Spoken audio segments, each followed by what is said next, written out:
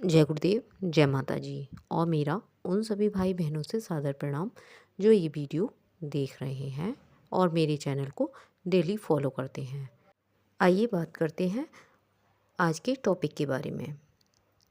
आज का टॉपिक है सफल दाम्पत्य के व्यवहारिक सत्य।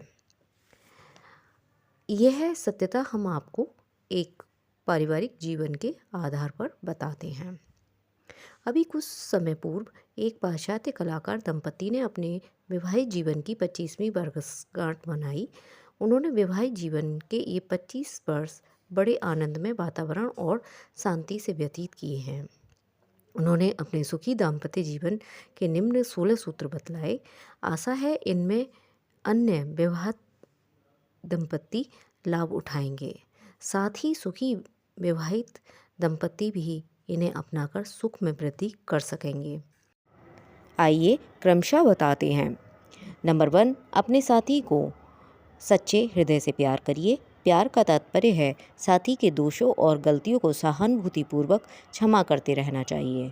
नंबर 2, यदि आपस में कोई मतभेद या गलतफहमी हो जाए तो जल्द से जल्द उसे दूर करने का प्रयत्न कीजिए। अहम भाव से सदा दूर रहने का प्रयत्न कीजिए। सरलता, मधुर भाषण और क्षमाशील स्वभाव से दाम्पत्य जीवन के सूखते वृक्ष में भी सरसता आ सकती है। नंबर 3, एक दूसरे पर अविचल विश्वास रखिए।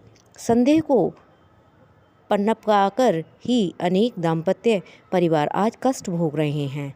इसलिए संदेह के इस विष वृक्ष को पनपने ना दीजिए।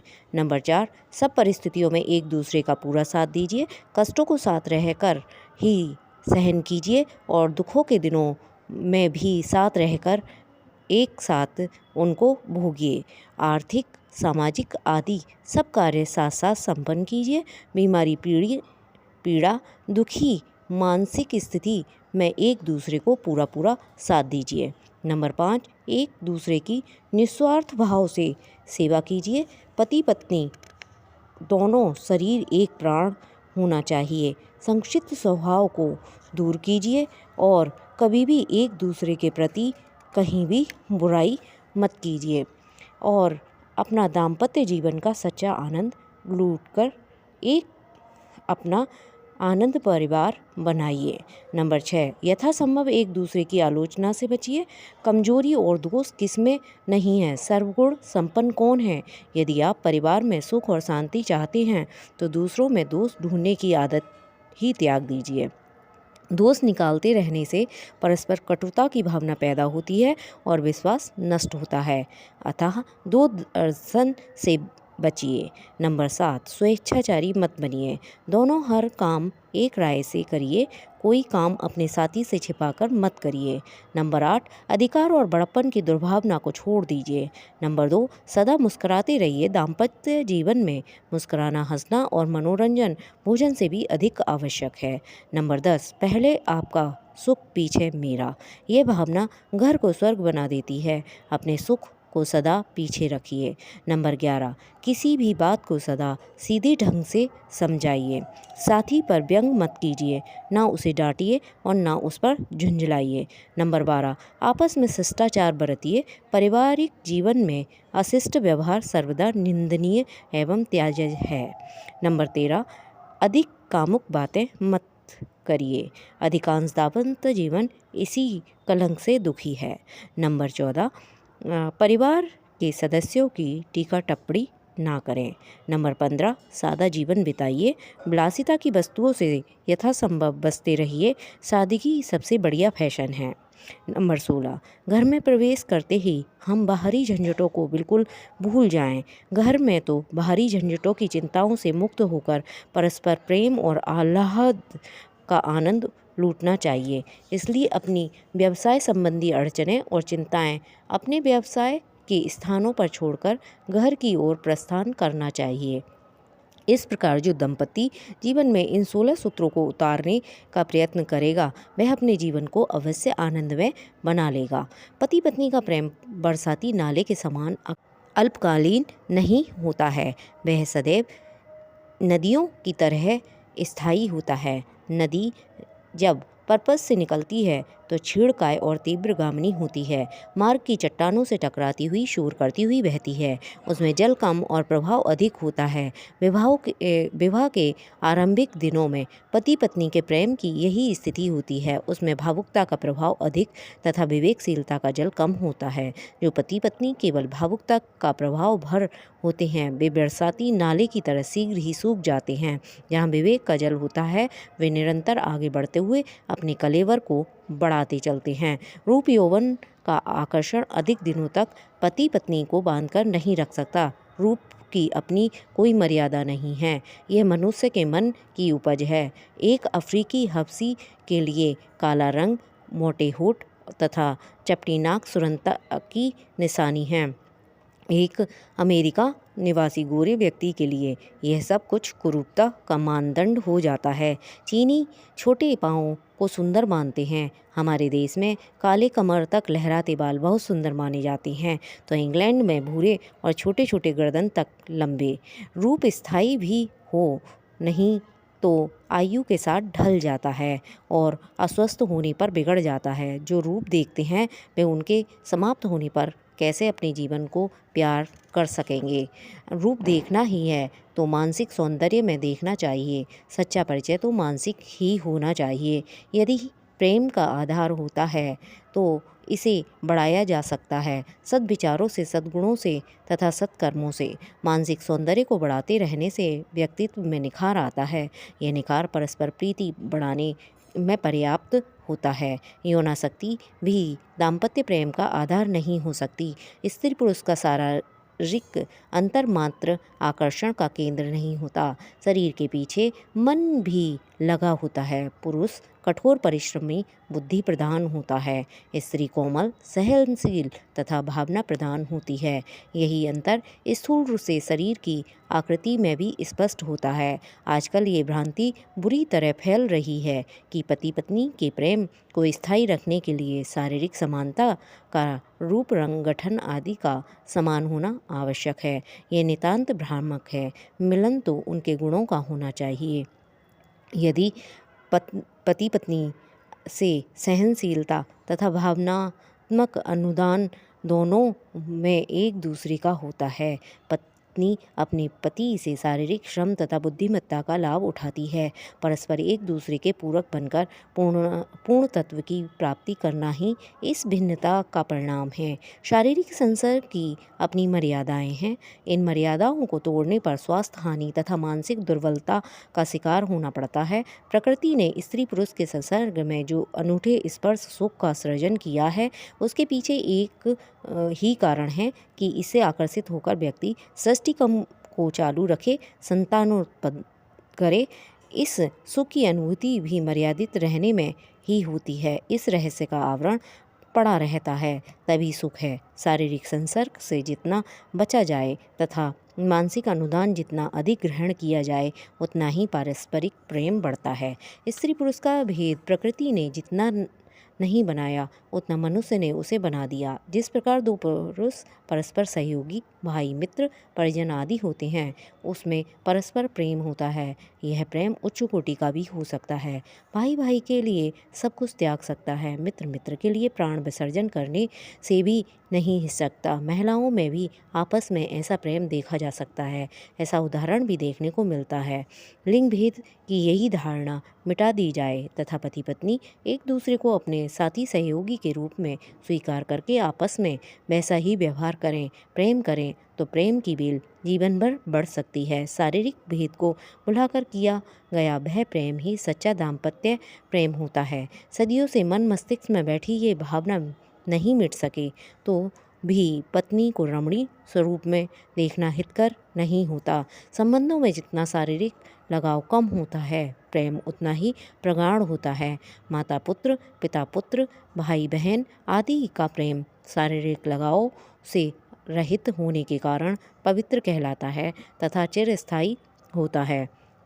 पत्नी भी दिन भर माता भगिनी की तरह ही सेवा करती है, प्रेम करती है। पति भी दिन भर पिता की तरह ही जी तोड़ मेहनत करता है, अच्छी अच्छी वस्तुएं जुटाता है, वह पवित्रता जितनी अधिक बनी रहेगी उतना ही दाम्पत्य जीवन चिरस्थायी तथा आह्लादकारी बना रहेगा। कामनी के रूप में पत्नी को महत्व देना पाशविक ही कहा जा सकता है। पाशविक प्रेम में स्थायित्व की आशा भी व्यर्थ होती है। जीवन साथी का चुनाव स्वयं ने किया हो अथवा अभिभावकों के द्वारा, उससे कोई विशेष अंतर नहीं पड़ता। दाम्पत्य जीवन सुखी होना चाहिए, ये बहुत बड़ी सफलता होती है और ये प्रेम का विकास करने का दायित्व दोनों पर ही होता है। विवाह के पश्चात दोनों के सुख दुख एक ही हो जाते हैं। हमारे देश में पुरुषों का काम उपार्जन तथा स्त्री का काम गृह संचालन माना जाता है। ये कार्य विभाजन शारीरिक मानसिक समताओं को दृष्टिगत रखकर किया गया है। यह आवश्यक नहीं कि प्रत्येक दंपति इसका पालन करे। एक दूसरे की सुख सुविधा को ध्यान में रखते हुए इनमें परिवर्तन भी किया जा सकता है। इसमें एक को दूसरे का सहयोग भी होना चाहिए। इस प्रकार का सहयोग प्रेम में वृद्धि करता है। पति पत्नी के घर में कामों में भी हाथ बटा सकता है तो उसे परम सुख मिलता है। इसी प्रकार पत्नी पति के व्यापार में भी सहयोग परामर्श दे सकती है। पति पत्नी को एक दूसरे का यथार्थ रूप लेकर चलना आवश्यक है। मनुष्य में दोष गुण दोनों स्वाभाविक हैं। गुणों में एकदम वृद्धि तथा दोषों को एकदम मिटाना संभव नहीं है। जैसा भी यथार्थ स्वरूप एक दूसरे का है उसी के अनुरूप एक दूसरे से आशा रखी जाए। पति यदि नारी की आदर्श प्रतिमा को अपनी मन मस्तिष्क में बैठाए रखे वह अपनी पत्नी से वैसा ही व्यवहार चाहे, पत्नी भी पति के ऐसे ही आदर्श स्वरूप को लेकर चले और पति को उस कसौटी पर कसे तो दोनों के हाथ निराशा ही लगती है। प्रेम के स्थान पर कटुता आरंभ होने लगती है। यथार्थ स्वरूप को सामने रखकर चलने से एक दूसरे को आशा से अधिक ही स्नेह सहयोग देते हैं तथा परस्पर प्रेम बढ़ता है। कोई पक्ष ये नहीं चाहता कि वह अनुपयोगी सिद्ध हो। पति के हाव भाव क्रियाकलाप तथा कथन द्वारा इस बात की पुष्टि होती रहे कि पत्नी उसके लिए बहुत उपयोगी सिद्ध हो रही है।